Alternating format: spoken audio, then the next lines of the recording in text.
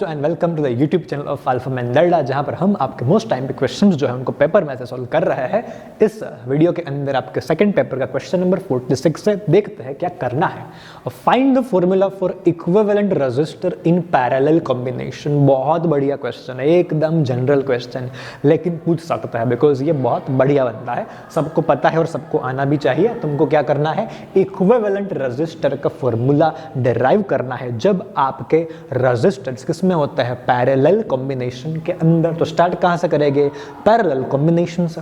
याद करो parallel combination मतलब क्या, ब्रांचेस होती है। तो मान लो कि आपके पास तीन रेजिस्टर्स है, कौन कौन से, R1, R2, R3। मैं स्टोरी नहीं लिख रहा, आपको लिखनी है, मैं बस आपको बता रहा हूं। तो मेरे पास तीन रेजिस्टर्स है, R1, R2 एंड R3। उनको मैंने कनेक्ट किया है। कैसे कनेक्ट किया है, ब्रांचेस में।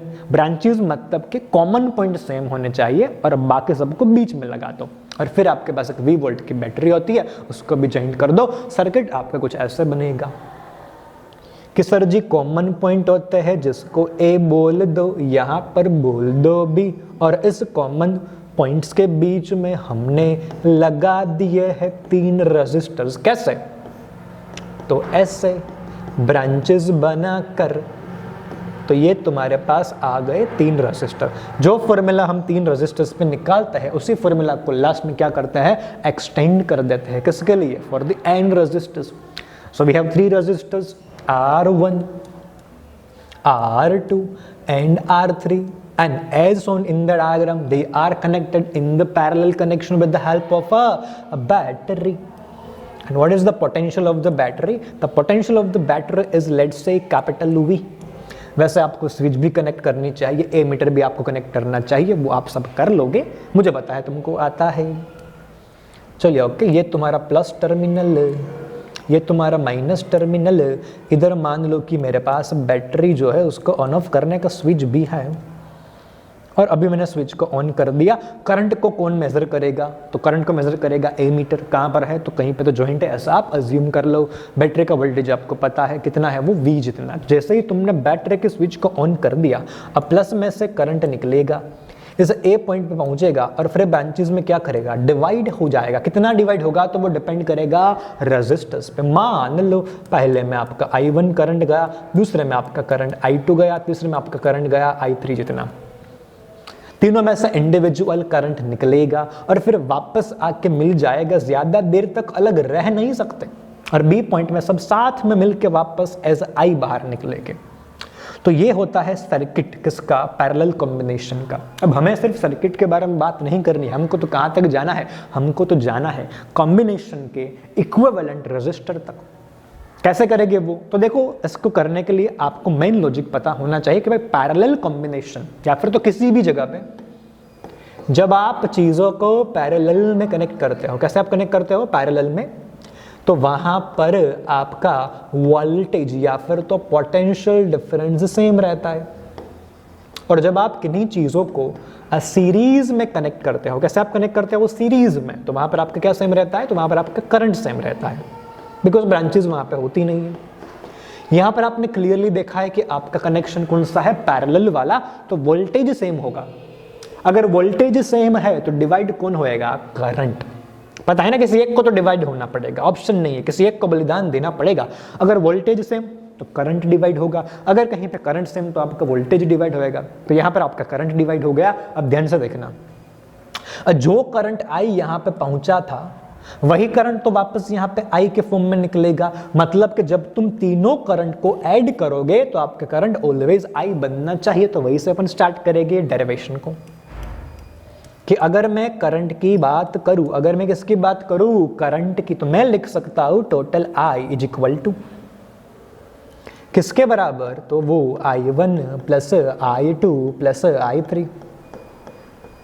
अब इसी इक्वेशन के अंदर हमको काम करना है। कैसे काम करेंगे अपन, I1, I2 और I3 की वैल्यूज को पटक के। I1 मतलब current flowing through the first resistor, I2 means the current flowing through the second resistor, and what you mean by I3, I3 is the current flowing through the third resistor.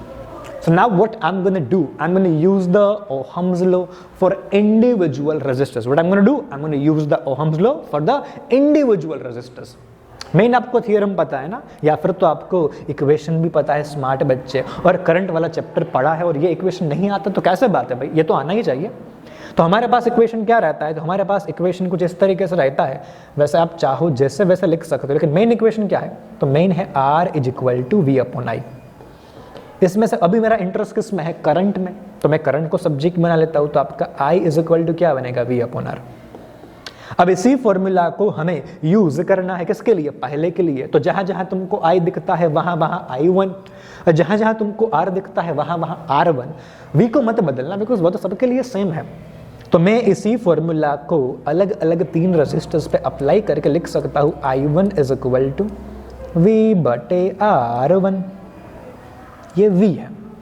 Same चीज लिखी जा सकती है sir जी, I2 = V/R2।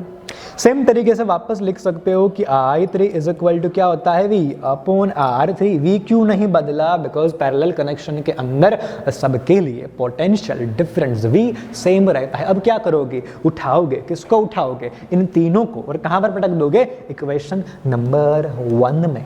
चलिए उठा लेते हैं। देखो मैं तो यहाँ पे लिटरली उठा रहा हूँ, किसको, सारी की सारी चीजों को, और ये मैंने उठा के इन सभी को ऊपर की तरफ पटक दिया।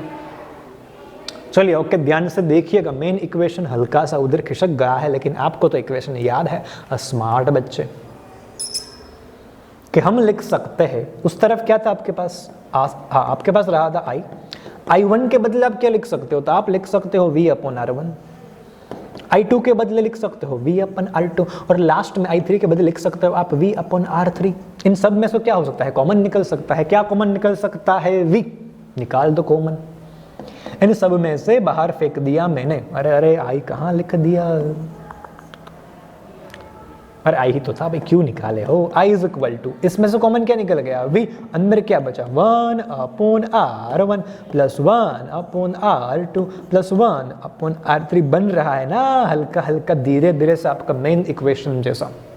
अब क्या करता है, तो अब हम सोचते हैं कि भाई जैसा काम ये पूरा का पूरा सर्किट साथ में कर रहा है, वैसा ही काम तुमको एक रजिस्टर करके देगा, जिसको हमने बोल दिया इक्विवेलेंट रजिस्टर। जैसा काम ये पूरे के पूरे सर्किट में आपको होता हुआ दिख रहा था, द सेम वर्क करके कौन देता है, कोई एक, और उस एक को हमने बोल दिया इन तीनों के कॉम्बिनेशन का इक्विवेलेंट। मान लो कोई एक R है जो इन तीनों का काम करके देगा, और उसको मैंने कह दिया RP। RP माने के पैरेलल का इक्विवेलेंट। तो मैं क्या कर सकता हूं, यूज कर सकता हूं क्या, जो आपने फॉर्मूला यूज किया वही। अब काम यहाँ पे क्या करना है, तो भाई पोटेंशियल लेना है, करंट देना है। तो जैसा काम इन सब का साथ में हो रहा था वैसा ये अकेला करके देगा, मतलब कि ये R को जब आप कनेक्ट करोगे तो उतने ही पोटेंशियल पे उतना ही करंट निकलेगा। तो मैं लिख सकता हूं वापस से क्या, RP = V भी उतना, करंट I भी उतना, मतलब कि I = क्या होएगा, V/RP। क्या आपको I दिख रहा है, मुझे तो दिख रहा है, कहां पर, लेफ्ट में पटक दो वहां पर। तो जब आप इस I की वैल्यू को वहां पर पटकोगे तो आपके लिए क्या होगा, देखिए ध्यान से, वहां पर आप लिख सकते हो V/RP = V into bracket 1/R1 + 1/R2 + 1/R3।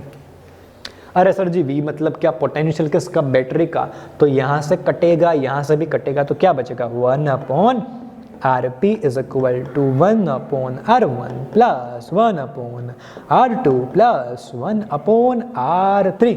और मान लो कि आपके पास 3 नहीं लेकिन n जितने रेजिस्टर्स होते, तो आप plus dot dot dot dot dot करके कहां तक जाते हैं, 1/Rn तक। तो इस तरीके से आपका पैरेलल कॉम्बिनेशन का इक्विवेलेंट बन जाता है 1/RP = 1/R1 + 1/R2 plus up to कहां तक, 1/Rn तक। इस तरीके से आप डिराइव कर सकते हो। सो या दैट वाज योर सॉल्यूशन।